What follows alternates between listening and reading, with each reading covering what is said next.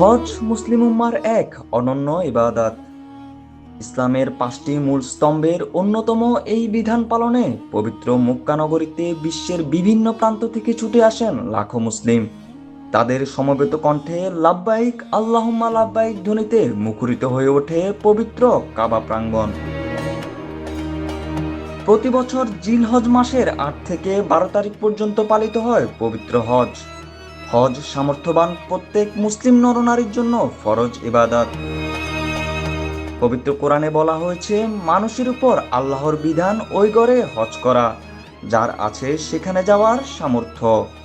হজ মানে বিশ্বভ্রাতৃত্বের এক অনন্য মিলন মেলা। সকলে সাদা দুটুকরো ইহরাম পরে এক কাতারে সামিল হন। কাবার গিলাফ ধরে দুহাত তোলে আল্লাহর কাছে জানান মনের আকুতি।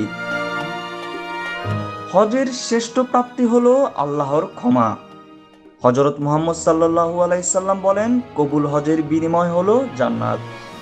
সঠিকভাবে হজ পালনকারী ব্যক্তি মাতৃগর্ভ থেকে ভূমিষ্ঠ হওয়া এক নিষ্পাপ শিশুর মতো পবিত্র হয়ে ফিরে আসেন।